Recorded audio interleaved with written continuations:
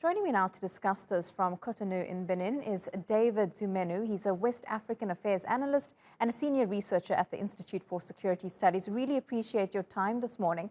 I want to focus a little bit on this report that came out that says France bears responsibility, but there's no evidence it was an accomplice to the murders. What do you make of this report and France's role in the genocide in Rwanda? Thank you very much for having me. I think there are two parameters that we need to take into consideration. At the beginning of the 1990s, no international partners want to take part in African conflict, and that explains the reluctance even of the international community to understand what was really happening in Rwanda. The second parameter that we need to bring to the debate is also the close link that existed between France at that time and the Abiyarimana regime. And that allows him to do whatever he wants to do to simply compromise the democratization process of Rwanda, to create a regime that forces millions of people outside to stigmatize a particular group of individuals, all the ingredients that work together to create the conditions for the genocide. Now, David, 27 years on, it's almost 3 decades since this genocide. How far has Rwanda come in rebuilding and reconciliation in the country?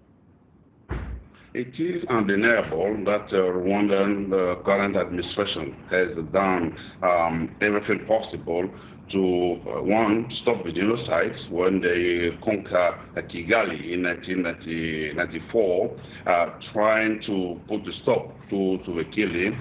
Two, to create a system that facilitates reconciliation among Rwanda's population. The Gacaca trial was also a way to bring justice to the victim, but still remain some challenges that Rwanda government would have to face if they have to create sustainable solution for peace and stability in Rwanda and also in the whole East African region.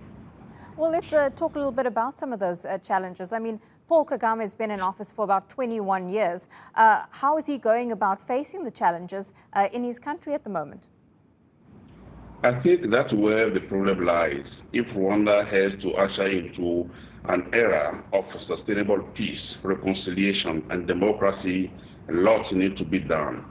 From what we are seeing, you still have a very dangerous group in the Eastern DRC called the FDLR, thinking of returning to Rwanda to commit atrocities or to seek revenge. And that shows that there are some loopholes in the reconciliation process.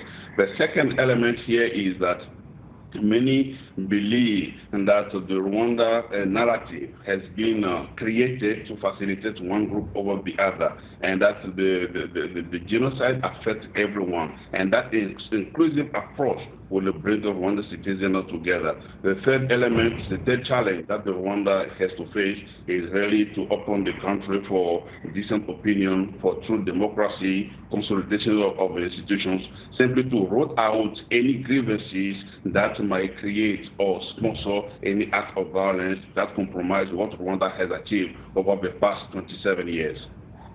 Yeah, 27 years on, a lot's been done, but still a lot more to do. David Zounmenou, we really appreciate your time. Thank you.